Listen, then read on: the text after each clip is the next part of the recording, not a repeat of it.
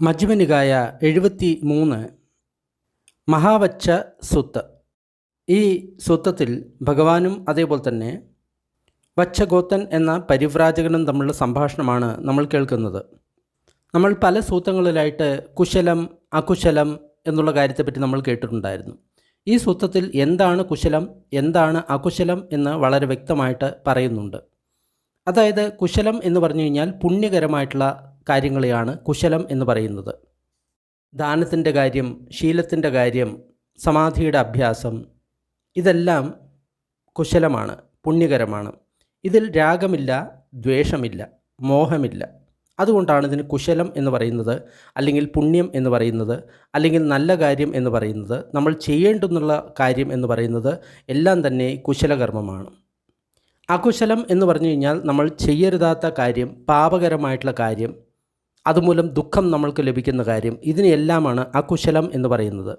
ഇതിൽ രാഗമുണ്ടാകും, ദ്വേഷമുണ്ടാകും, മോഹമുണ്ടാകും. അതുകൊണ്ടാണ് ഇത് അകുശലമാകുന്നത്, അല്ലെങ്കിൽ പാപകരമാകുന്നത്, അല്ലെങ്കിൽ ദുഃഖം തരുന്നത് ആകുന്നത്.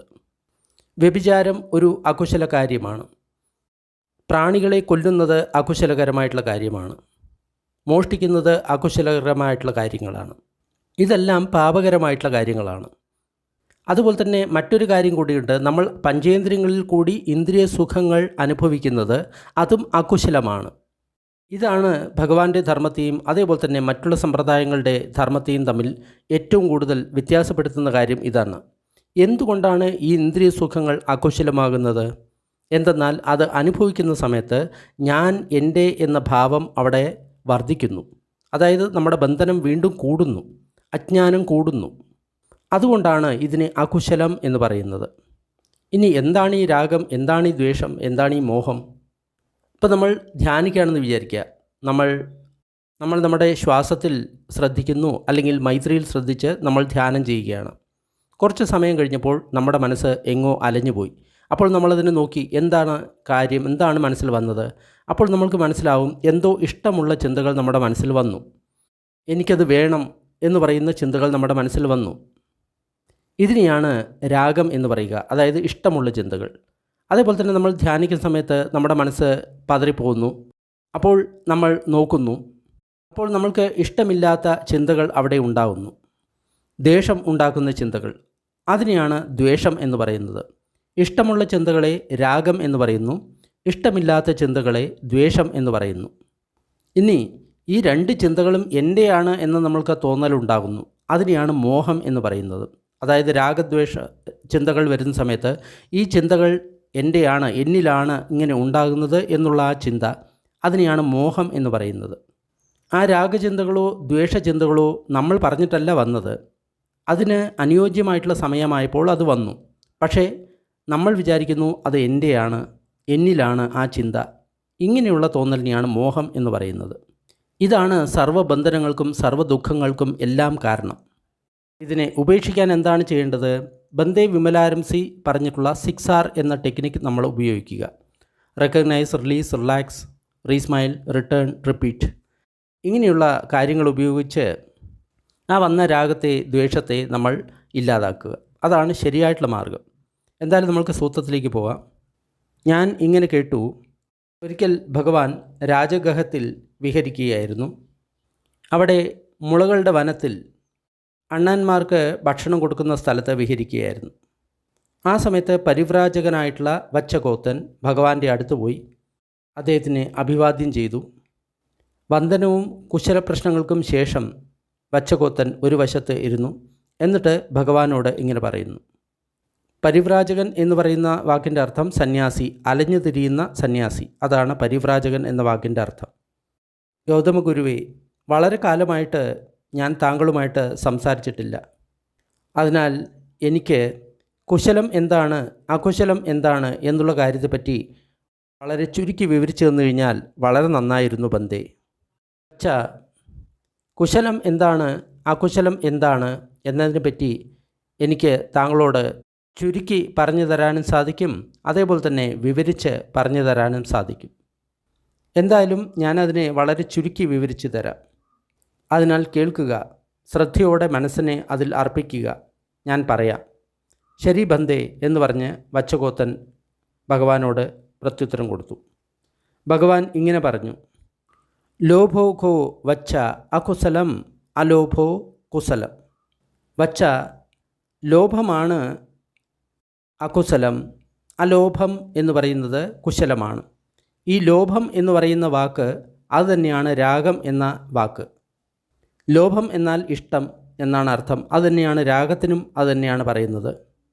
അപ്പോൾ വച്ച ലോഭം അല്ലെങ്കിൽ രാഗം എന്ന് പറയുന്ന കാര്യം അകുശലമാണ്, പാപകരമാണ്, അപുണ്യമാണ്. എന്നാൽ അലോഭോ, ലോഭമില്ലായ്മ, രാഗമില്ലായ്മ, അത് കുശലകരമാണ്, പുണ്യകരമാണ്. ദോസോഖോ വച്ച അകുശലം അദോസോ കുശലം. വച്ച ദ്വേഷം, അത് അകുശലമാണ്, പാപകരമാണ്. അദോസോ, ദ്വേഷമില്ലായ്മ കുശലകരമാണ്, പുണ്യകരമാണ്. മോഹോഖോ വച്ച അകുശലം അമോഹോ കുശലം.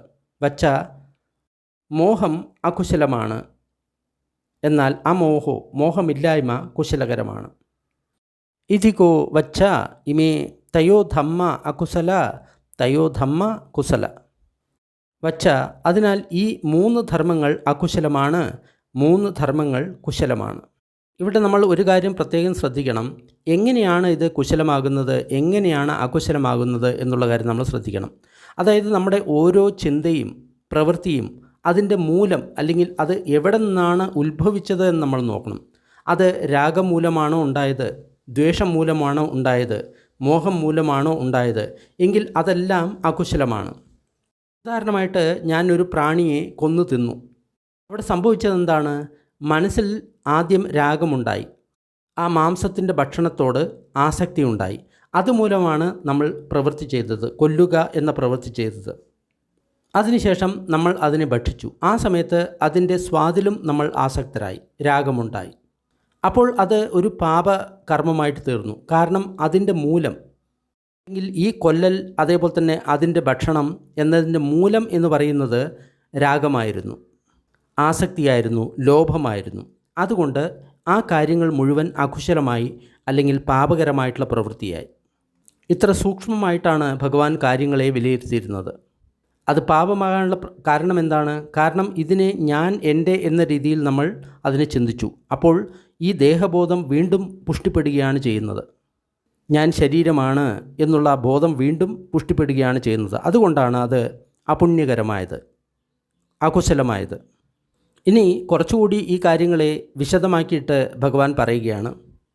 വച്ച പ്രാണികളെ കൊല്ലുന്നത്, മോഷ്ടിക്കുന്നത്, വ്യഭിചരിക്കുന്നത്, നുണ പറയുന്നത്, ഏഷണി പറയുന്നത്, കടുവചനം പറയുന്നത്, മിഥ്യാഭാഷണം ചെയ്യുന്നത്, എല്ലാ കാര്യങ്ങളും തൻ്റേതാക്കാനുള്ള മോഹം, ദ്വേഷം, മിഥ്യാദിഷ്ടി, ഇവയെല്ലാം അകുശലധർമ്മമാണ്. ചിലർക്ക് എല്ലാ കാര്യവും സ്വന്തമാക്കണം എന്നുള്ള ആഗ്രഹമുണ്ടാകും. അതിനെയാണ് അഭിജ്ഞ എന്ന് പറയുന്നത്. ഇത് ഒരു അകുശലധർമ്മമാണ്. എനിക്ക് കാറ് വേണം, ബംഗ്ലാവ് വേണം, ഇങ്ങനെയുള്ള ചിന്തകൾ, ധനം വേണം, ജോലി വേണം, എല്ലാം എൻ്റെ എന്നുള്ള ആ ചിന്തയ്ക്കാണ് അഭിജ്ഞ എന്ന് പറയുന്നത്. അതൊരു അകുശലധർമ്മമാണ്. അതുപോലെ തന്നെ മിഥ്യാദിഷ്ടി, മിഥ്യാദർശനം, അത് ഒരു അകുശലധർമ്മമാണ്. അപ്പോൾ എന്താണ് ശരിയായിട്ടുള്ള ദർശനം? ശരിയായിട്ടുള്ള ദർശനം എന്ന് പറഞ്ഞു കഴിഞ്ഞാൽ സമ്മാദിഷ്ടി, അതായത് 4 ആര്യസത്യങ്ങൾ. ദുഃഖമാണ്, ഇത് ദുഃഖത്തിൻ്റെ കാരണമാണ്, ഇത് ദുഃഖത്തിൻ്റെ നിവാരണമാണ്, ദുഃഖത്തിൻ്റെ നിവാരണത്തിനുള്ള മാർഗമാണ്. ഇതാണ് സമ്മാദിഷ്ടി. ഇതൊഴിച്ചിട്ടുള്ള ബാക്കി എല്ലാ ദർശനങ്ങളും അകുശലമാണ്. ഉദാഹരണമായിട്ട് എൻ്റെ ഉള്ളിൽ ഒരു ആത്മാവുണ്ട്, ആത്മാവില്ല, ഞാൻ വേറെ, ആത്മാവ് വേറെ, ഇങ്ങനെയുള്ള എല്ലാ ചിന്തകളും അകുശലമായിട്ടുള്ള അല്ലെങ്കിൽ പാപകരമായിട്ടുള്ള ചിന്തകളാണ്, ദർശനങ്ങളാണ്. അപ്പോൾ മേൽ പറഞ്ഞിട്ടുള്ള എല്ലാം തന്നെ അകുശലമാണ്, പാപകരമാണ്. ഇനി പാപകരം അല്ലാത്ത കുശലകരമായിട്ടുള്ള കാര്യങ്ങളെ പറ്റിയാണ് പറയുന്നത്. നമ്മൾ പ്രാണികളെ കൊല്ലുന്നത് ഒഴിവാക്കുന്നു, മോഷ്ടിക്കുന്നില്ല, വ്യഭിചരിക്കുന്നില്ല, നുണ പറയുന്നില്ല, ഏഷണി പറയുന്നില്ല, കടുവചനം പറയുന്നില്ല, വെറുതെ സംസാരിക്കുന്നില്ല, ഉള്ളിൽ തൃപ്തിയുണ്ട്, ഉള്ളിൽ മൈത്രിയുണ്ട്, സമ്മാദിഷ്ടി ഉണ്ട്, ശരിയായിട്ടുള്ള ദർശനമുണ്ട്. ഇതെല്ലാം കുശലമാണ്. ഇവിടെ നോക്കുക, മിഥ്യാഭാഷണം, നമ്മൾ സാധാരണയായിട്ട് സമയം പോക്കാൻ സംസാരിക്കുന്നുണ്ട്. ഇത് തീർച്ചയായിട്ടും ഒരു അകുശല ധർമ്മമാണ്. നമ്മളത് ഒഴിവാക്കേണ്ടതാണ്. അതുകൂടാതെ തൃപ്തി എന്ന് പറയുന്നത് എപ്പോഴും ഒരു കുശലധർമ്മമാണ്, പുണ്യധർമ്മമാണ്. നമ്മൾക്കുള്ളതിൽ നമ്മൾ തൃപ്തനാണ്. നമ്മൾക്കുള്ള വീട്, ധനം, സമ്പാദ്യം, ഇതിലെല്ലാം നമ്മൾ തൃപ്തരാണ്. മൈത്രി എന്ന് പറഞ്ഞു കഴിഞ്ഞാൽ എല്ലാ പ്രാണികളിലും മിത്രത. ഇത് ഒരു കുശലധർമ്മമാണ്, പുണ്യധർമ്മമാണ്. എല്ലാ ജീവികളെയും നമ്മളെപ്പോലെ തന്നെ കാണുന്നു. ഒരു കോഴിയെ കാണുന്ന സമയത്ത്, ആടിനെ കാണുന്ന സമയത്ത്, പശുവിനെ കാണുന്ന സമയത്ത് നമ്മളിങ്ങനെ വിചാരിക്കുന്നു, ഇതിനും ശരീരവും മനസ്സുമുണ്ട്, ഇതിനും എന്നെപ്പോലെ ആഗ്രഹങ്ങളും അതേപോലെ തന്നെ അനിഷ്ടങ്ങളും എല്ലാം ഉണ്ട്, ഇതും ജീവിക്കാൻ ആഗ്രഹിക്കുന്നു എന്നെപ്പോലെ തന്നെ. മരണം വരുന്ന സമയത്ത് ഞാൻ എങ്ങനെ ഭയക്കുന്നുവോ അതേപോലെ തന്നെ ഇതിനും ഭയമുണ്ട്. എന്നെ കൊല്ലുന്ന സമയത്ത് എനിക്കെത്ര വേദന ഉണ്ടാകുമോ അതേപോലെ വേദന ഇതിനും അനുഭവിക്കും, ഇതിനും അതേപോലെ വേദന ഉണ്ടാകും. അതിനാൽ എനിക്കിഷ്ടമില്ലാത്ത ഒരു കാര്യവും ഇത്തരം ജീവികളോട് നമ്മൾ ചെയ്യരുത് എന്നുള്ള ആ ചിന്തയാണ് മൈത്രി ചിന്ത എന്ന് പറയുക, നല്ല ചിന്ത. എല്ലാ ജീവികൾക്കും സുഖമുണ്ടാകട്ടെ, എല്ലാ ജീവികൾക്കും സമാധാനമുണ്ടാകട്ടെ, ശാന്തി ഉണ്ടാകട്ടെ എന്നുള്ള ആ ചിന്ത. ഇത് ഒരു ധ്യാനമായിട്ട് നമ്മൾക്ക് ഉപയോഗിക്കാവുന്നതാണ്, മൈത്രി ധ്യാനം. ഇതിലൂടെ നമ്മൾ അർഹന്തനാവും എന്ന് നമ്മൾ നേരത്തെയുള്ള സൂത്രങ്ങളെല്ലാം കണ്ടിട്ടുണ്ട്. മൈത്രി ധ്യാനം ബന്ദേ വിമലാനും സി പഠിപ്പിക്കുന്നുണ്ട്. അദ്ദേഹത്തിൻ്റെ ഒരു വെബ്സൈറ്റുണ്ട്, ധമ്മസുഖ ഏഷ്യ. അതിൽ പോയി കഴിഞ്ഞാൽ നിങ്ങൾക്ക് ഈ മൈത്രി ധ്യാനത്തെക്കുറിച്ചുള്ള ഇൻഫർമേഷൻ നിങ്ങൾക്ക് ലഭിക്കും. അതിനാൽ വച്ച ഈ 10 കുശലധർമ്മങ്ങളുണ്ട്, 10 അകുശലധർമ്മങ്ങൾ ഉണ്ട്. ഒരു ഭിക്ഷു തൃഷ്ണയെ പരിപൂർണമായിട്ട് ഉപേക്ഷിക്കുന്ന സമയത്ത്, അതിനെ വേരോടുകൂടി ഇല്ലാതാക്കുന്ന സമയത്ത്, അതിനെ തലവെട്ടിയ ഒരു പനമരം പോലെ ആക്കുന്ന സമയത്ത്, അതിനെ പൂർണ്ണമായിട്ടും നശിപ്പിക്കുന്ന സമയത്ത് അത് വീണ്ടും ഭാവിയിൽ വളരുന്നില്ല എങ്കിൽ ആ വ്യക്തിയാണ് അർഹന്തൻ, ആ ഭിക്ഷുവാണ് അർഹന്തൻ. അതായത് തൃഷ്ണയെ പരിപൂർണമായിട്ട് മാറ്റിയ വ്യക്തി, ആ വ്യക്തിയാണ് അർഹന്തൻ. അവർ അവരുടെ ആസവങ്ങളെ അല്ലെങ്കിൽ കളങ്കങ്ങളെ അവർ പരിപൂർണമായിട്ട് അവസാനിപ്പിച്ചു, ബ്രഹ്മചര്യ ജീവിതം പൂർത്തിയാക്കി, ഏതൊന്ന് ചെയ്യണമോ അത് ചെയ്തു തീർത്തു, അവരുടെ ഭാരങ്ങളെ ഇറക്കി വെച്ചു, അവരുടെ ലക്ഷ്യത്തെ അവർ നേടി, അവരുടെ സംയോജനങ്ങളെ, പുനർജന്മം തരുന്ന ബന്ധനങ്ങളെ അവർ പരിപൂർണമായിട്ടും ഇല്ലാതാക്കി. അതുകൂടാതെ അവർ സത്യത്തെ സ്വയം ഉള്ളിൽ ദർശിച്ച് അവർ ശരിയായിട്ടുള്ള രീതിയിൽ വിമുക്തരായി.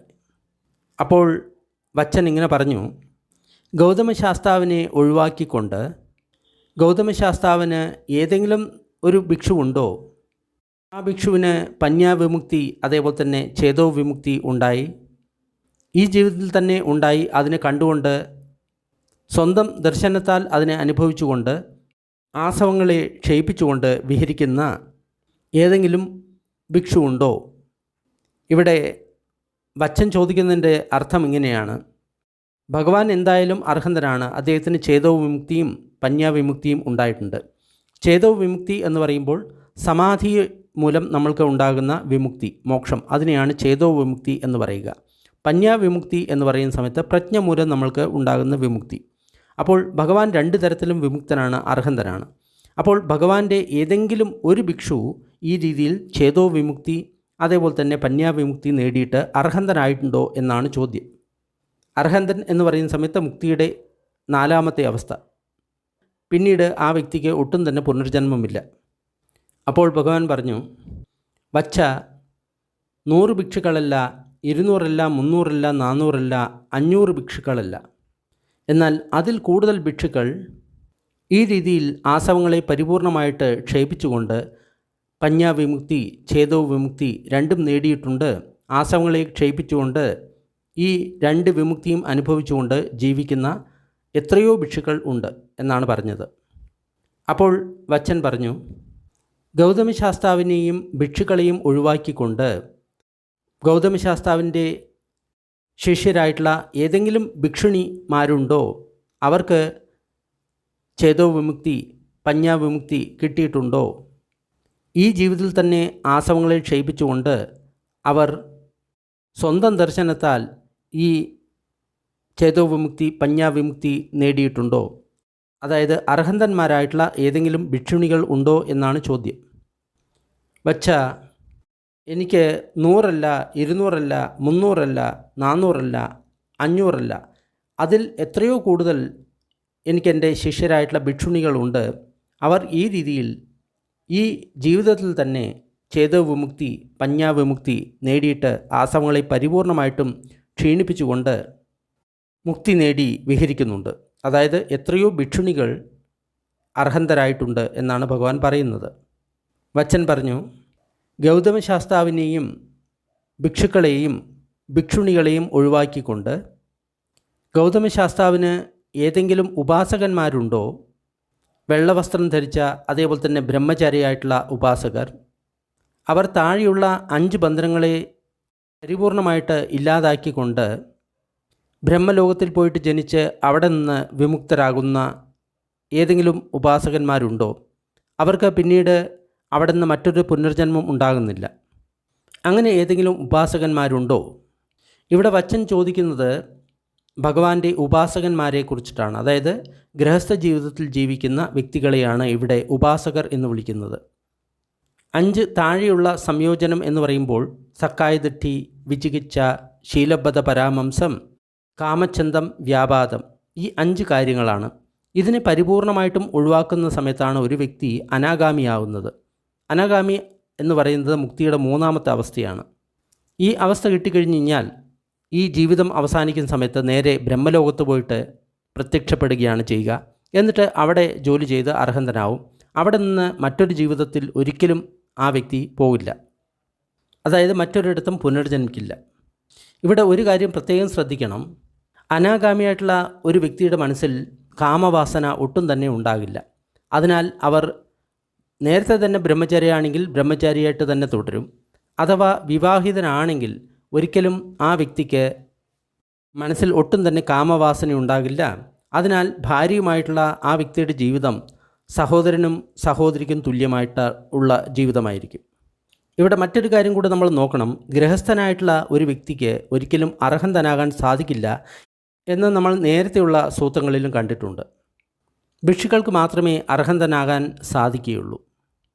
അഥവാ ഏതെങ്കിലും ഗൃഹസ്ഥൻ അർഹന്തനാകുകയാണെങ്കിൽ 7 ദിവസത്തിനുള്ളിൽ ആ വ്യക്തി ഭിക്ഷുവായിട്ടില്ലെങ്കിൽ മരിക്കും എന്നുള്ള ഒരു കാര്യം കൂടി ഉണ്ട്. പക്ഷേ അത് സൂത്രത്തിൽ എവിടെയും കണ്ടിട്ടില്ല. അർഹന്തനായിട്ടുള്ള ഒരു വ്യക്തിക്ക് ഒരിക്കലും ഗൃഹസ്ഥനായിട്ട് ഇരിക്കാൻ സാധിക്കില്ല. തീർച്ചയായിട്ടും സംഘത്തിൻ്റെ ശുദ്ധി ആ വ്യക്തിക്ക് ആവശ്യമാണ്. അതുകൊണ്ടാണ് ആ വ്യക്തി ഉടൻ തന്നെ ഭിക്ഷുവായിട്ട് തീരണം എന്ന് പറയുന്നത്. പക്ഷേ ഒന്നാമതായിട്ട് ഒരു ഗൃഹസ്ഥന് അർഹന്തനാകാൻ സാധിക്കില്ല എന്നുള്ള കാര്യം ഈ സൂത്രങ്ങളിൽ നിന്ന് വളരെ വ്യക്തമാണ്. അപ്പോൾ ഇതേപോലെ അനാഗാമിയായിട്ടുള്ള ഏതെങ്കിലും ഉപാസകന്മാർ ഉണ്ടോ എന്നാണ് പരിവ്രാജകനായിട്ടുള്ള വച്ചൻ്റെ ചോദ്യം.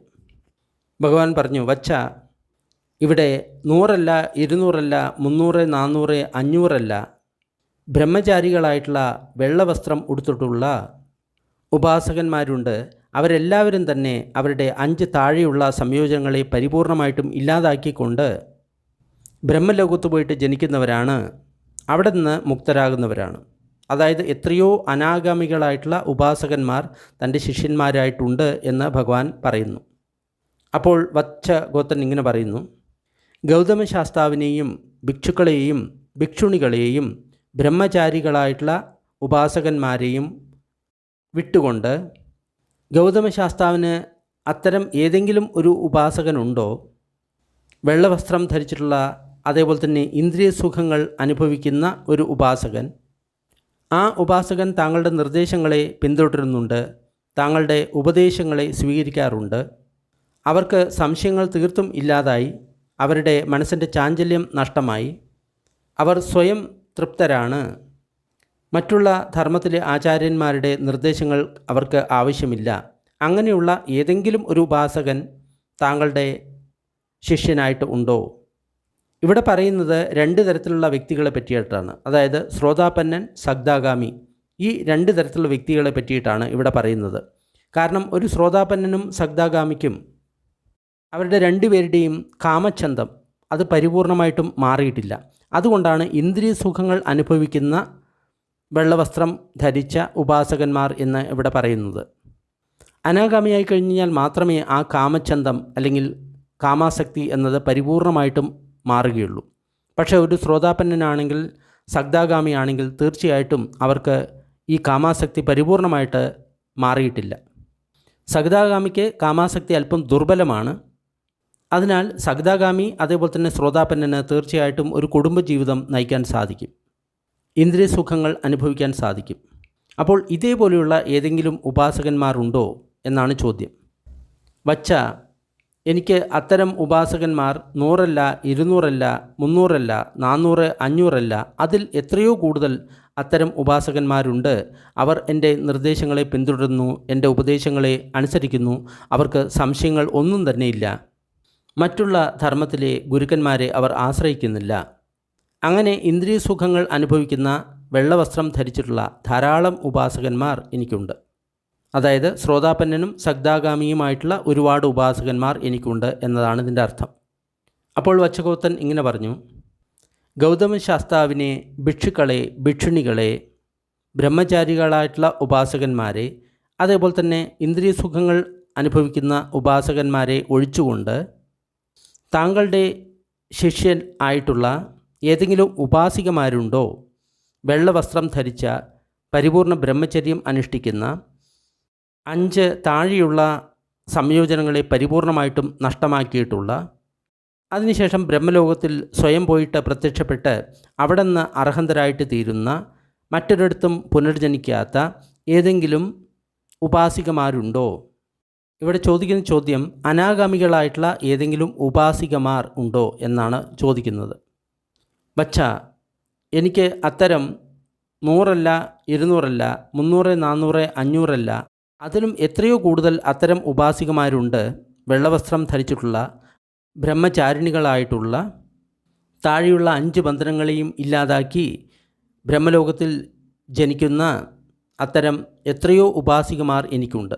അതായത് അനാഗാമികളായിട്ടുള്ള ഉപാസികമാർ എത്രയോ ഉണ്ട് എന്നാണ് പറയുന്നത്.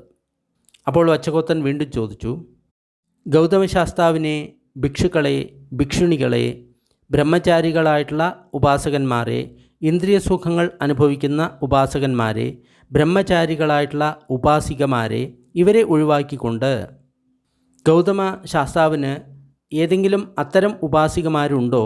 വെള്ളവസ്ത്രം ധരിച്ച, ഇന്ദ്രിയ സുഖങ്ങൾ അനുഭവിക്കുന്ന ഉപാസികമാർ. അവർ താങ്കളുടെ നിർദ്ദേശങ്ങളെ പിന്തുടരാറുണ്ട്, താങ്കളുടെ ഉപദേശങ്ങളെ അനുസരിക്കാറുണ്ട്. അവരുടെ സംശയം പരിപൂർണമായിട്ടും മാറി, മനസ്സിൻ്റെ ചാഞ്ചല്യം അവരുടെ പരിപൂർണമായിട്ടും ഇല്ലാതായി. അവർ സ്വയം തൃപ്തരാണ്. അതുകൂടാതെ മറ്റുള്ള ധർമ്മത്തിലെ ഗുരുക്കന്മാരെ അവർ ഉപദേശത്തിനു വേണ്ടി ആശ്രയിക്കുന്നില്ല. അതായത് ശ്രോതാപന്നനും സകദാഗാമിയും ആയിട്ടുള്ള ഇന്ദ്രിയ സുഖങ്ങൾ അനുഭവിക്കുന്ന ഏതെങ്കിലും ഉപാസികമാർ താങ്കൾക്ക് ഉണ്ടോ?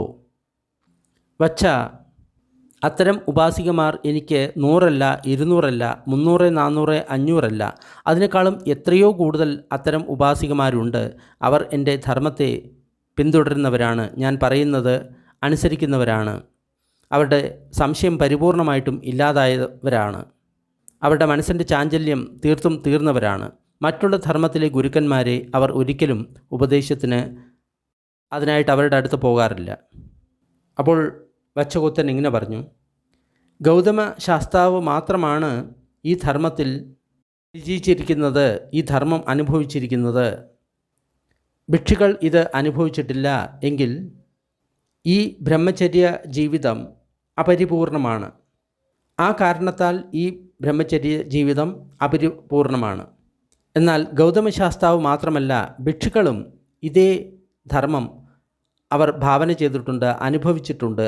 ആ കാരണത്താൽ ഈ ധർമ്മം പരിപൂർണമാണ്. ഗൗതമ ശാസ്താവും ഭിക്ഷുക്കളും മാത്രമാണ് ഈ ധർമ്മത്തിൽ ഭാവന ചെയ്തിരിക്കുന്നത്, അവർ മാത്രമാണ് ഈ ധർമ്മത്തിൽ വിജയിച്ചിരിക്കുന്നത്. ഭിക്ഷുണികൾ ഒന്നും തന്നെ ഈ ധർമ്മത്തിൽ ഭാവന ചെയ്തിട്ടില്ല എങ്കിൽ അക്കാരണം കൊണ്ട് ഈ ധർമ്മം അപൂർണമാണ്. ഗൗതമ ശാസ്താവ്, ഭിക്ഷുക്കൾ, അതേപോലെ തന്നെ ഭിക്ഷുണികളും ഈ ധർമ്മത്തിൽ ഭാവന ചെയ്തിട്ടുണ്ട്. അതിനാൽ ഈ ധർമ്മം പരിപൂർണമാണ്. ഗൗതമ ശാസ്താവും ഭിക്ഷുക്കളും ഭിക്ഷുണികളും മാത്രമേ ഈ ധർമ്മത്തിൽ പരിപൂർണമായിട്ടുള്ളൂ. ബ്രഹ്മചാരികളായിട്ടുള്ള ഉപാസകന്മാർ ഈ ധർമ്മത്തിൽ പരിപൂർണരായിട്ടില്ല എങ്കിൽ അക്കാരണത്താൽ ഈ ധർമ്മം അപരിപൂർണമാണ്. എന്നാൽ ഗൗതമ ശാസ്താവ്, ഭിക്ഷു, ഭിക്ഷുണികൾ, ബ്രഹ്മചാരികളായിട്ടുള്ള ഉപാസകന്മാർ എല്ലാവരും ഈ ധർമ്മത്തിൽ ഭാവന ചെയ്തിട്ടുണ്ട്. അത് കാരണം ഈ ധർമ്മം പരിപൂർണമാണ്. ഗൗതമശാസ്താവ്, ഭിക്ഷു, ഭിക്ഷുണികൾ, ബ്രഹ്മചാരികളായിട്ടുള്ള ഉപാസകന്മാർ ഇവർ മാത്രമാണ് ഈ ധർമ്മത്തിൽ പരിപൂർണരായിട്ടുള്ളത്. ഇന്ദ്രിയ സുഖങ്ങൾ അനുഭവിക്കുന്ന ഉപാസകന്മാർ ഈ ധർമ്മത്തിൽ പരിപൂർണരല്ലെങ്കിൽ ആ ഒരു കാരണം കൊണ്ട് ഈ ധർമ്മം അപരിപൂർണമാണ്. എന്നാൽ ഗൗതമശാസ്താവ്, ഭിക്ഷുക്കൾ, ഭിക്ഷുണികൾ, ബ്രഹ്മചാരികളായിട്ടുള്ള ഉപാസകന്മാർ, ഇന്ദ്രിയ സുഖങ്ങൾ അനുഭവിക്കുന്ന ഉപാസകന്മാർ ഇവരെല്ലാവരും ഈ ധർമ്മത്തിൽ ഭാവന ചെയ്തിട്ടുള്ളതുകൊണ്ട് ഈ ധർമ്മം പരിപൂർണമാണ്. ഗൗതമശാസ്താവ്, ഭിക്ഷുക്കൾ, ഭിക്ഷുണികൾ, ബ്രഹ്മചാരികളായിട്ടുള്ള ഉപാസകന്മാർ, ഇന്ദ്രിയ സുഖം അനുഭവിക്കുന്ന ഉപാസകന്മാർ ഇവർ മാത്രമാണ് ഈ ധർമ്മത്തിൽ ഭാവന ചെയ്തിട്ടുള്ളത്. ബ്രഹ്മചാരിണികളായിട്ടുള്ള ഉപാസികമാർ ഈ ധർമ്മത്തിൽ ഭാവന ചെയ്തിട്ടില്ല എങ്കിൽ ആ കാരണത്താൽ ഈ ധർമ്മം അപരിപൂർണമാണ്. എന്നാൽ ഗൗതമശാസ്താവ്, ഭിക്ഷുക്കൾ, ഭിക്ഷുണികൾ, ബ്രഹ്മചാരികളായിട്ടുള്ള ഉപാസകന്മാർ, ഇന്ദ്രിയ സുഖങ്ങൾ അനുഭവിക്കുന്ന ഉപാസകന്മാർ, ബ്രഹ്മചര്യം അനുഷ്ഠിക്കുന്ന ഉപാസികമാർ ഇവരെല്ലാം ഈ ധർമ്മത്തിൽ പരിപൂർണമായതിനാൽ ഈ ധർമ്മം പരിപൂർണമാണ്. ഗൗതമശാസ്താവ്, ഭിക്ഷുക്കൾ, ഭിക്ഷുണികൾ, ബ്രഹ്മചാരികളായിട്ടുള്ള ഉപാസകന്മാർ, ഇന്ദ്രിയ സുഖം അനുഭവിക്കുന്ന ഉപാസകന്മാർ, ബ്രഹ്മചാരികളായിട്ടുള്ള ഉപാസികമാർ ഇവർ മാത്രമാണ് ഈ ധർമ്മത്തിൽ ഭാവന ചെയ്തിട്ടുള്ളത് എങ്കിൽ ഇന്ദ്രിയ സുഖങ്ങൾ അനുഭവിക്കുന്ന ഉപാസികമാർ ഈ ധർമ്മത്തിൽ ഭാവന ചെയ്തിട്ടില്ല എങ്കിൽ അത് കാരണം ഈ ധർമ്മം അപൂർണമാണ്. എന്നാൽ ഗൗതമശാസ്താവ്, ഭിക്ഷുക്കൾ, ഭിക്ഷുണികൾ, ബ്രഹ്മചര്യം അനുഷ്ഠിക്കുന്ന ഉപാസകന്മാർ, ഇന്ദ്രിയ സുഖങ്ങൾ അനുഷ്ഠിക്കുന്ന ഉപാസകന്മാർ, ബ്രഹ്മചര്യം അനുഷ്ഠിക്കുന്ന ഉപാസികമാർ, ഇന്ദ്രിയ സുഖം അനുഷ്ഠിക്കുന്ന ഉപാസികമാർ ഇവരെല്ലാവരും തന്നെ ഈ ധർമ്മത്തിൽ ഭാവന ചെയ്തുകൊണ്ട് ഈ ധർമ്മം പരിപൂർണമാണ്. അതിനാൽ എല്ലാ രീതിയിലും ഈ ബ്രഹ്മചര്യം അല്ലെങ്കിൽ ആധ്യാത്മിക ജീവിതം പരിപൂർണമാണ്. ഇത് വളരെ പ്രധാനപ്പെട്ട ഒരു കാര്യമാണ്. അതായത് നമ്മൾ ഏതെങ്കിലും സമ്പ്രദായത്തിൽ ധർമ്മത്തിൽ നിൽക്കുകയാണ്, ആ ധർമ്മത്തിൻ്റെ ഗുരുവിന് മാത്രമേ അതിൽ പറഞ്ഞിട്ടുള്ള കാര്യങ്ങൾ അല്ലെങ്കിൽ ലക്ഷ്യങ്ങൾ അവർക്ക് മാത്രമേ ഉണ്ടായിട്ടുള്ളൂ. മറ്റുള്ളവർക്കൊന്നും അത് ഉണ്ടായിട്ടില്ലെങ്കിൽ അതിലെന്തോ പ്രശ്നമുണ്ട്. പക്ഷേ ഗുരുവിനുണ്ടായിട്ടുള്ള ആ അനുഭവം തന്നെ എല്ലാ ശിഷ്യന്മാർക്കും ഉണ്ടാകുകയാണെങ്കിൽ തീർച്ചയായിട്ടും ആ ധർമ്മം ശരിയായിട്ടുള്ള ധർമ്മമാണ് എന്ന് നമ്മൾ മനസ്സിലാക്കണം. ഗുരുവിന് മാത്രമേ മുക്തി കിട്ടിയിട്ടുള്ളൂ, ബാക്കി ആർക്കും മുക്തി കിട്ടിയിട്ടില്ല എങ്കിൽ ആ ധർമ്മത്തിൽ എന്തോ പ്രശ്നമുണ്ട്. ഗൗതമശാസ്ത്ര എപ്രകാരമാണ് ഗംഗാനദി സമുദ്രത്തിലേക്ക് ഒഴുകുന്നത്, അതിൻ്റെ ഒഴുക്ക് സമുദ്രത്തിലേക്കാകുന്നത്, സമുദ്രത്തിലേക്ക് ചരിയുന്നത്, സമുദ്രത്തിലേക്ക് ചായുന്നത്, സമുദ്രത്തിൽ ചേരാൻ ഒഴുകിപ്പോകുന്നത്, അതേപോലെ തന്നെ ഗൗതമശാസ്താവിൻ്റെ ഈ പരിഷത്ത് ഭിക്ഷുക്കളും അതേപോലെ തന്നെ ഗൃഹസ്ഥന്മാരും ഇവരെല്ലാവരും നിർവ്വാണത്തിലേക്ക് തന്നെയാണ് ചായുന്നത്.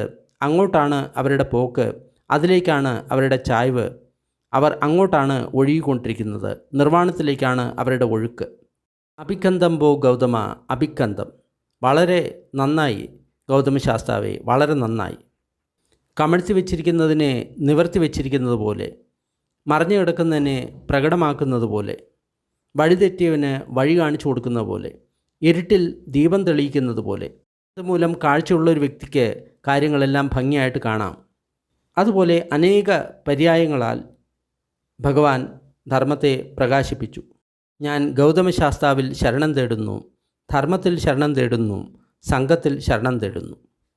എനിക്ക് ഗൗതമശാസ്താവിൽ നിന്ന് പ്രവജ്യ ലഭിച്ചാലും എനിക്ക് ഗൗതമശാസ്താവിൽ നിന്ന് ഉപസമ്പദ ലഭിച്ചാലും, അതായത് എന്നെ ഭിക്ഷുവാക്കണമേ എന്നാണ് പ്രാർത്ഥന. അപ്പോൾ ഭഗവാൻ ഇങ്ങനെ പറഞ്ഞു, വച്ച ഏതെങ്കിലും ഒരു വ്യക്തി അന്യസമ്പ്രദായത്തിൽ സന്യാസിയാണ് എങ്കിൽ, ഈ ധർമ്മ വിനയത്തിൽ വരാൻ ആഗ്രഹിക്കുന്നു എങ്കിൽ അവർക്ക് ഈ ധർമ്മത്തിൽ 4 മാസങ്ങൾ കാത്തിരിക്കേണ്ടതുണ്ട്. 4 മാസങ്ങൾ കഴിഞ്ഞു കഴിഞ്ഞാൽ ഭിക്ഷുക്കൾ തൃപ്തരാണ് എങ്കിൽ അവർക്ക് പ്രവജ്യ കൊടുക്കുന്നതാണ്, ഉപസമ്പദ കൊടുക്കുന്നതാണ്. എങ്കിലും ഇതിൽ ചില മാറ്റങ്ങൾ ഞാൻ കാണുന്നുണ്ട്. വ്യക്തികൾക്കനുസരിച്ച് ഇതിൽ ഭേദം ഉണ്ടാകാറുണ്ട്. ഗൗതമശാസ്ത്ര, അതിനായി ഞാൻ 4 മാസം കാത്തിരിക്കണം എങ്കിൽ ഞാൻ 4 വർഷങ്ങൾ കാത്തിരിക്കാൻ തയ്യാറാണ്. 4 വർഷങ്ങൾക്ക് ശേഷം ഭിക്ഷുസംഘം എന്നിൽ തൃപ്തരാണ് എങ്കിൽ എനിക്ക് ഉപസമ്പദ തരാവുന്നതാണ്, പ്രവജ്യ തരാവുന്നതാണ്. അതിനുശേഷം ആ വച്ചഗോത്തൻ എന്ന പരിവ്രാജകൻ ഭഗവാനിൽ നിന്ന് ഉപസമ്പദ നേടി, പ്രവജ്യ നേടി, അതായത് ഭിക്ഷുവായി. നേരത്തെ മറ്റ് ധർമ്മത്തിൽ സന്യാസിയായിരുന്നു, പക്ഷേ ഇപ്പോൾ ഭഗവാന്റെ ധർമ്മത്തിൽ ഭിക്ഷുവായി തീർന്നു. ഭിക്ഷുവായിട്ട് അധികമായില്ല, 14 ദിവസത്തിന് ശേഷം വച്ചഗോത്തൻ ഭഗവാന്റെ അടുത്തെത്തി അദ്ദേഹത്തെ വന്ദിച്ചു. എന്നിട്ട് ഒരു ഭാഗത്തിരുന്നു. എന്നിട്ട് ഭഗവാനോട് ഇങ്ങനെ പറഞ്ഞു: യാവതകം ബന്ധേ സഖ്യേന ജ്ഞാനേന സിഖായ വിദ്യായ പദ്ദഭം അനുപത്തം തം മയ. ബന്ധേ, ഒരു പരിശീലകന് ഏതറ്റം വരെ ജ്ഞാനവും അതേപോലെ തന്നെ അറിവും ലഭിക്കണമോ അതുവരെ ഞാൻ എത്തിച്ചേർന്നു. ഇവിടെ സേഖ എന്ന് പറയുന്ന വാക്കിനെ ശ്രദ്ധിച്ചു കഴിഞ്ഞാൽ ഒരു കാര്യം നമ്മൾ മനസ്സിലാക്കും. ശ്രോതാപന്നൻ, സഗ്ദാഗാമി, അനാഗാമി, ഈ 3 അവസ്ഥകൾക്കുമാണ് സേഖ എന്ന് പറയുന്നത്. സേഖ എന്ന് പറഞ്ഞു കഴിഞ്ഞാൽ സീഖ്ന, അതായത് പഠിച്ചുകൊണ്ടിരിക്കുകയാണ്, ഇപ്പോഴും അഭ്യസിച്ചുകൊണ്ടിരിക്കുകയാണ്. അഭ്യാസം പൂർത്തിയായിട്ടില്ല. അഭ്യാസം പൂർത്തിയാകണമെങ്കിൽ അസേഖ ആകണം. അതാരാണ്? അർഹന്തനാണ് അസേഖ. അർഹന്തൻ്റെ വിദ്യാഭ്യാസം പൂർത്തിയായി, അദ്ദേഹത്തിൻ്റെ ട്രെയിനിങ് പൂർത്തിയായി. ഉത്തരീചമയ ഭഗവ ധമ്മം തേസേ തൂതി. ഇതിൻ്റെ അപ്പുറത്തുള്ള ധർമ്മം എന്നെ പഠിപ്പിച്ചാലും.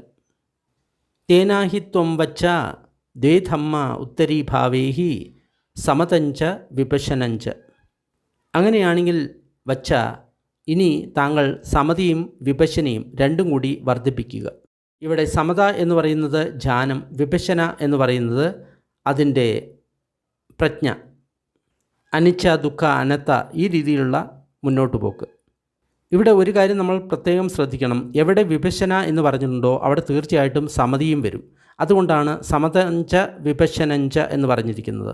അതായത് ഭഗവാൻ പഠിപ്പിച്ചിട്ടുള്ള ധ്യാനം എന്ന് പറയുന്നത് വെറും സമതയോ വെറും വിപശനയോ അല്ല, സമതാ വിപശനയാണ് ഭഗവാൻ പഠിപ്പിച്ചിട്ടുള്ളത് എന്നാണ് ബന്ദേ വിമലാരംസി പറയുന്നത്. അതിനാൽ അദ്ദേഹം പഠിപ്പിക്കുന്ന ധ്യാനത്തിൻ്റെ പേരാണ് സമതാ വിപശന. സമതിയും വിപശനയും വെവ്വേറെയാണ് എന്ന കൺഫ്യൂഷൻ വരാനുള്ള കാരണം ബുദ്ധഘോഷൻ എഴുതിയ വിശുദ്ധിമർഗ എന്ന് പറയുന്ന ഒരു പുസ്തകമാണ്. ബുദ്ധഘോഷൻ ഒരിക്കലും ഒരു ധ്യാനം ചെയ്യുന്ന ഒരു വ്യക്തിയായിരുന്നില്ല. അതുകൊണ്ടാണ് ഈ തെറ്റുകൾ അവിടെ വന്ന് കൂടിയത്.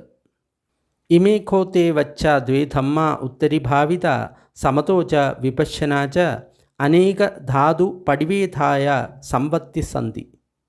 വച്ച, താങ്കൾ ഈ 2 ധർമ്മങ്ങളെയും ശരിയായിട്ട് ഭാവന ചെയ്യുകയാണെങ്കിൽ, അഭ്യസിക്കുകയാണെങ്കിൽ താങ്കൾക്ക് അനേക ധാതുക്കളെ പടിവേധനം, അതായത് അതിനെ മനസ്സിലാക്കാൻ സാധിക്കും. സോത്വം വച്ച യാവദേവ ആകങ്കിസസ്സി. വച്ച, താങ്കൾ എപ്പോൾ ആഗ്രഹിച്ചു കഴിഞ്ഞാലും താങ്കൾക്ക് ഈ കാര്യങ്ങളെ മനസ്സിലാക്കാൻ താങ്കൾക്ക് സാധിക്കും, കഴിവുണ്ടാകും. ഇനി ഋദ്ധിശക്തികൾ അല്ലെങ്കിൽ സിദ്ധികളെ പറ്റിയിട്ടാണ് പറയുന്നത്. ഈ സിദ്ധികളെല്ലാം ഉണ്ടാകും എന്നാണ് പറയുന്നത്. എനിക്ക് പലതരം സിദ്ധികൾ ഉണ്ടാകട്ടെ, അല്ലെങ്കിൽ സൈക്കിക് പവേഴ്സ് ഉണ്ടാകട്ടെ. എനിക്ക് സ്വയം പലതാകാൻ കഴിയണം, പലതായിട്ട് വീണ്ടും ഒന്നാകാൻ എനിക്ക് കഴിയണം. പ്രത്യക്ഷപ്പെടാനും അപ്രത്യക്ഷമാകാനുമുള്ള കഴിവ് ഉണ്ടാകണം. ഒരു ചുവരിൽ കൂടി, ഒരു മലയിൽ കൂടി, ഒരു പർവ്വതത്തിൻ്റെ ഉള്ളിൽ കൂടി, ആകാശത്തിൽ എന്ന പോലെ എനിക്ക് കടക്കാൻ സാധിക്കണം. വെള്ളത്തിൽ എന്ന പോലെ എനിക്ക് ഭൂമിയിൽ ചാടാനും അതേപോലെ തന്നെ പുറത്തു വരാനും സാധിക്കണം. ഭൂമിയിൽ എന്ന പോലെ എനിക്ക് വെള്ളത്തിൽ നടക്കാൻ സാധിക്കണം. ചമരം പടിഞ്ഞിരുന്നു കൊണ്ട് പക്ഷികളെ പോലെ വായുവിൽ സഞ്ചരിക്കാൻ എനിക്ക് കഴിവുണ്ടാകണം. എൻ്റെ കൈകൾ കൊണ്ട് സൂര്യചന്ദ്രന്മാരെ വരെ തലോടാവുന്ന കഴിവുകൾ എനിക്ക് ഉണ്ടാകുന്നു. അതായത് ഇത് അതിശയോക്തിപരമായിട്ട് പറയുന്ന കാര്യങ്ങളാണ്. അതായത് വളരെയധികം യുദ്ധിശക്തികൾ എനിക്ക് ഉണ്ടാകണം എന്നാണ് പറയുന്നത്. ഇതിൽ കൂടുതൽ അനേകം, അത്രയധികം ബലവും അതേപോലെ തന്നെ ശക്തിയും എനിക്ക് ഉണ്ടാകണം. എൻ്റെ ശരീരത്തെ ബ്രഹ്മലോകം വരെ കൊണ്ടുപോകാനുള്ള കഴിവ് എനിക്കുണ്ടാകണം. ഇങ്ങനെയെല്ലാം ആഗ്രഹിക്കുകയാണെങ്കിൽ തീർച്ചയായിട്ടും ആ കഴിവുകൾ താങ്കൾക്ക് കൈവരും എന്നാണ് ഭഗവാൻ വച്ചഗോത്തനോട് പറയുന്നത്. വച്ചഗോത്ത, താങ്കൾ ആഗ്രഹിക്കുന്ന സമയത്തെല്ലാം താങ്കൾക്ക് ഈ കാര്യങ്ങൾ ചെയ്യാൻ സാധിക്കും. മനുഷ്യർക്ക് അതീതമായിട്ടുള്ള പരിശുദ്ധവും ദിവ്യവുമായിട്ടുള്ള സ്രോതോധാതു, അതായത് ദിവ്യസ്രോതം, ദിവ്യ ചെവി, അത് എനിക്കുണ്ടാകണം. അതുമൂലം എനിക്ക് ദേവന്മാരുടെയും അതേപോലെ തന്നെ ദിവ്യമായിട്ടുള്ള ശബ്ദം എനിക്ക് കേൾക്കണം. അത് ദൂരെയായാലും അടുത്തായാലും എനിക്ക് കേൾക്കണം എന്ന് താങ്കൾ ആഗ്രഹിക്കുകയാണെങ്കിൽ അത് ശരിയാവും. ദിവ്യമായിട്ടുള്ള സ്രോതത്താൽ നമുക്ക് ദൂരെയുള്ള കാര്യങ്ങളും കേൾക്കാൻ സാധിക്കും, അടുത്തുള്ള കാര്യങ്ങളും കേൾക്കാൻ സാധിക്കും. മനുഷ്യന്മാരുടെയും അതേപോലെ തന്നെ ദേവന്മാരുടെയും ശബ്ദങ്ങൾ നമുക്ക് കേൾക്കാൻ സാധിക്കും. അതുകൂടാതെ താങ്കൾ ആഗ്രഹിക്കുന്ന താഴെ പറയുന്ന കാര്യങ്ങളും താങ്കൾക്ക് നേടാൻ സാധിക്കും. മറ്റുള്ള പ്രാണികളുടെയും അതേപോലെ തന്നെ മനുഷ്യരുടെയും മനസ്സ് എൻ്റെ മനസ്സുകൊണ്ട് എനിക്ക് ഗ്രഹിക്കാൻ സാധിക്കണം. അതായത് മൃഗങ്ങളായാലും പക്ഷികളായാലും അല്ലെങ്കിൽ മനുഷ്യന്മാരായാലും അവരുടെ മനസ്സിനെ എൻ്റെ മനസ്സുകൊണ്ട് ഗ്രഹിക്കാനുള്ള ശക്തി എനിക്ക് ഉണ്ടാകണം എന്ന് താങ്കൾ ആഗ്രഹിക്കുകയാണെങ്കിൽ ആ കഴിവ് താങ്കൾക്ക് ലഭിക്കും എന്നാണ് പറയുന്നത്. ഇനി ഏത് തരത്തിലുള്ള മനസ്സാണ് എന്നതിനെ പറ്റിയിട്ടാണ് ഇനി പറയാൻ പോകുന്നത്. സരാഗം വാ ചിത്തം സരാഗം ചിത്തന്തി ഭജാനായിയം. അവരുടെ മനസ്സിൽ രാഗമുണ്ട് എങ്കിൽ രാഗമുള്ള മനസ്സാണ് എന്ന് അറിയാൻ സാധിക്കും. അവരുടെ മനസ്സിൽ രാഗമില്ല, വീതരാഗം എങ്കിൽ വീതരാഗമായിട്ടുള്ള മനസ്സാണ്, രാഗമില്ലാത്ത മനസ്സാണ് എന്ന് മനസ്സിലാക്കാൻ സാധിക്കും. ദേഷ്യമുള്ള മനസ്സിനെ ദേഷ്യമുള്ള മനസ്സാണ് എന്ന് മനസ്സിലാക്കാൻ സാധിക്കും. ദേഷ്യമില്ലാത്ത മനസ്സിനെ ദ്വേഷമില്ലാത്ത മനസ്സാണ് എന്ന് മനസ്സിലാക്കാൻ സാധിക്കും. മോഹമുള്ള മനസ്സിനെ മോഹമുള്ള മനസ്സാണ് എന്ന് മനസ്സിലാക്കാൻ സാധിക്കും. മോഹമില്ലാത്ത മനസ്സിനെ മോഹമില്ലാത്ത മനസ്സാണ് എന്ന് മനസ്സിലാക്കാൻ സാധിക്കും.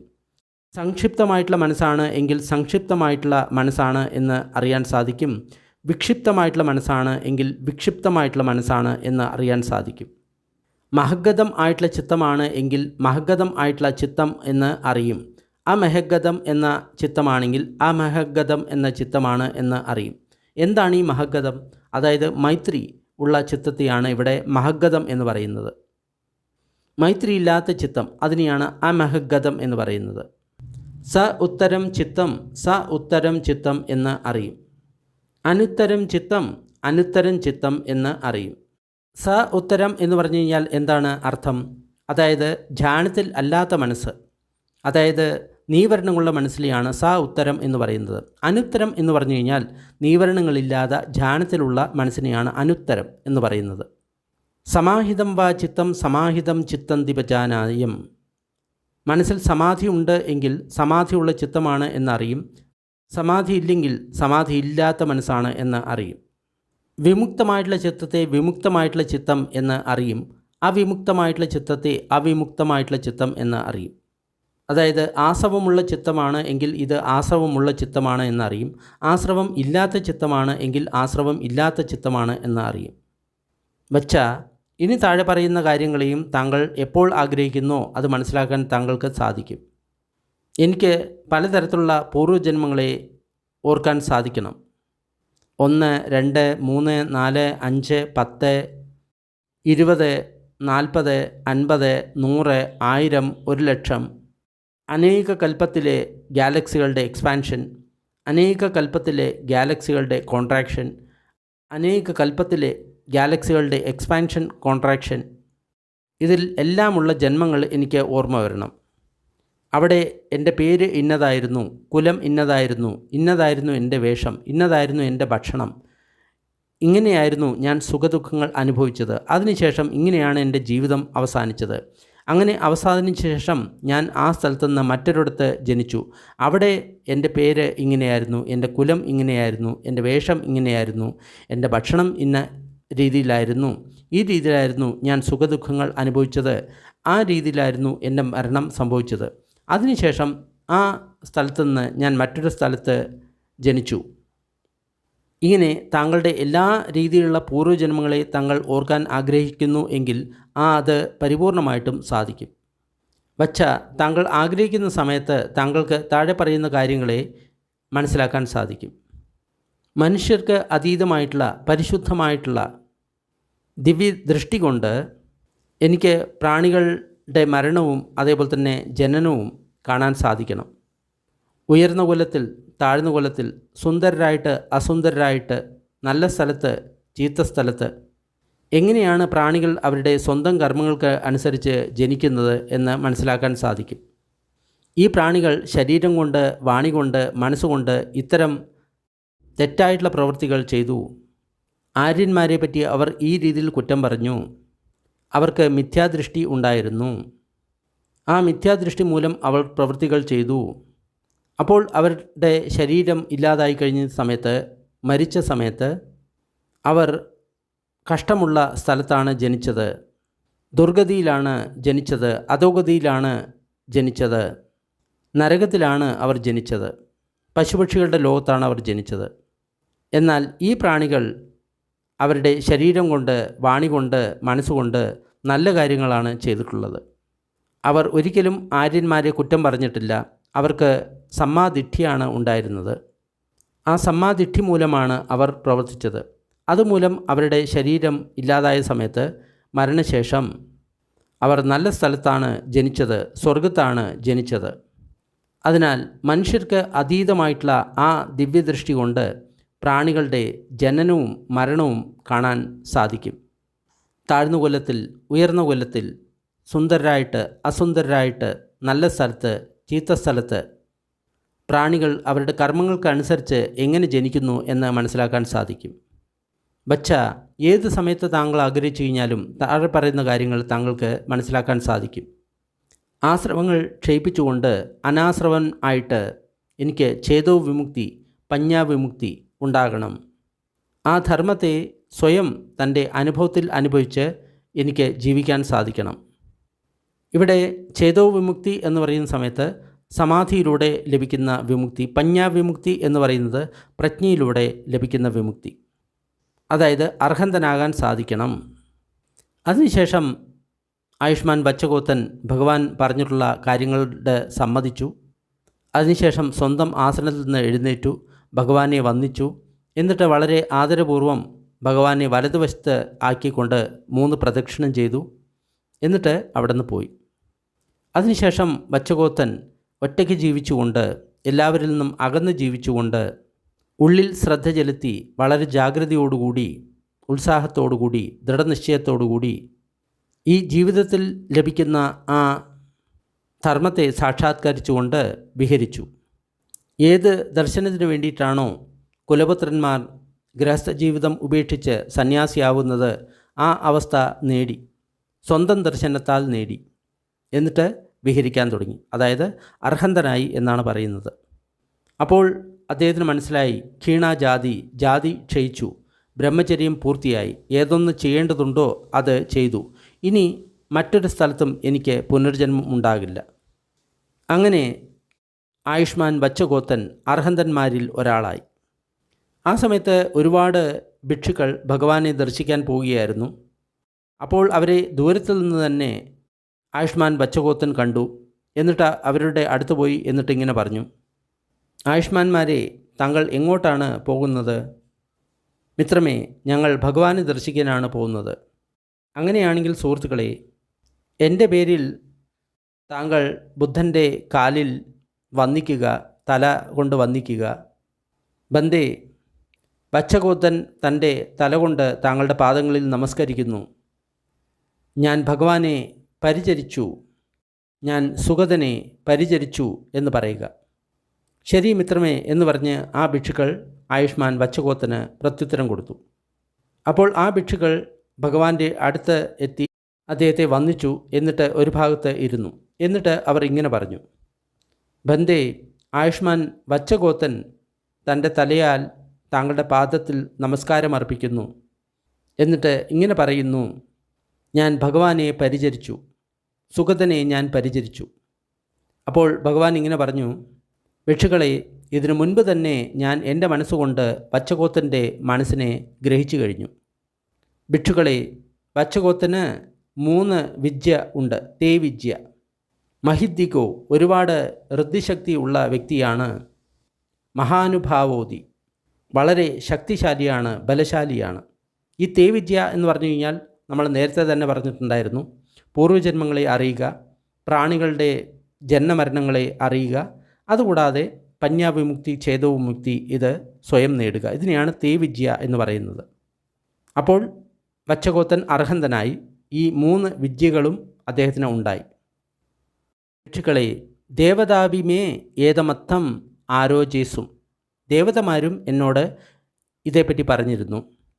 ബച്ചഗോത്തൻ എന്ന ഭിക്ഷുവിന് 3 വിദ്യകളും ഉണ്ടായി. മഹാസിദ്ധി ഉള്ള വ്യക്തിയാണ്, അതേപോലെ തന്നെ ബലവാനാണ്. അതാണ് ഭഗവാൻ പറഞ്ഞത്. അപ്പോൾ ഭഗവാൻ പറഞ്ഞിട്ടുള്ള കാര്യങ്ങളെ ഭിക്ഷുക്കൾ അഭിനന്ദിച്ചു, സമ്മതിച്ചു, തൃപ്തരായി. മഹാവച്ചസുത്തം നിഠിതം. ഇവിടെ ഒരു കാര്യം നമ്മൾ പ്രത്യേകം ഓർക്കണം. അനാഗാമിയായിട്ടുള്ള ഒരു വ്യക്തിക്ക് തീർച്ചയായിട്ടും ഈ അനുഭവങ്ങൾ ഉണ്ടാകില്ല. പക്ഷേ അർഹന്തനായിട്ടുള്ള ഒരു വ്യക്തിക്ക് മാത്രമേ ഈ വിദ്യ, അതായത് പൂർവ്വജന്മങ്ങളെ ഓർക്കാനും അതേപോലെ തന്നെയുള്ള ബാക്കിയുള്ള സിദ്ധികളും ദിവ്യനേത്രവും ദിവ്യസ്രോതവും എല്ലാം അത്തരം വ്യക്തികൾക്ക് മാത്രമേ ലഭിക്കുകയുള്ളൂ. അതുകൂടാതെ നമ്മൾ മറ്റൊരു കാര്യം കൂടി ശ്രദ്ധിക്കണം. ചേതോ വിമുക്തി നേടിയ ഒരു ഭിക്ഷുവിന് മാത്രമേ ഈ തരം സിദ്ധികൾ ഉണ്ടാകുകയുള്ളൂ. പ്രജ്ഞാവിമുക്തി നേടിയ ഒരു അർഹന്തന് ഈ തരം സിദ്ധികൾ ഒരിക്കലും ഉണ്ടാകില്ല എന്ന് മറ്റൊരു സൂത്രത്തിൽ പറഞ്ഞിട്ടുണ്ട്. അതുകൂടാതെ മറ്റൊരു കാര്യം കൂടി നമ്മൾ ആലോചിക്കണം. ഗൃഹസ്ഥനായിട്ടുള്ള ഒരു വ്യക്തി ഒരിക്കലും അർഹന്തനാകില്ല. അതിനാൽ ഈ തരത്തിലുള്ള ശക്തികളൊന്നും ആ വ്യക്തിയിൽ ഉണ്ടായിരിക്കുകയില്ല. എന്തായാലും വളരെ നല്ല ഒരു സൂത്രമാണ്. കുശല അകുശല ധർമ്മങ്ങളെ വളരെ ഭംഗിയായിട്ട് അതിൽ പറയുന്നുണ്ട്. സൂത്രം ഇഷ്ടമായി കഴിഞ്ഞാൽ ലൈക്ക് ചെയ്യുക, ഷെയർ ചെയ്യുക. ഇതേപോലുള്ള കൂടുതൽ സൂത്രങ്ങൾ ഡിസ്ക്രിപ്ഷൻ ബോക്സിലുണ്ട്. കുറച്ച് സമയം നമുക്ക് പുണ്യവിതരണത്തിൻ്റെ അഭ്യാസം ചെയ്യാം. ദുഃഖം അനുഭവിക്കുന്ന സർവ്വപ്രാണികളും ദുഃഖത്തിൽ നിന്ന് വിമുക്തരാകട്ടെ. ഭയം അനുഭവിക്കുന്ന സർവ്വപ്രാണികളും ഭയത്തിൽ നിന്ന് വിമുക്തരാകട്ടെ. ശോകം അനുഭവിക്കുന്ന സർവ്വപ്രാണികളും ശോകത്തിൽ നിന്ന് വിമുക്തരാകട്ടെ.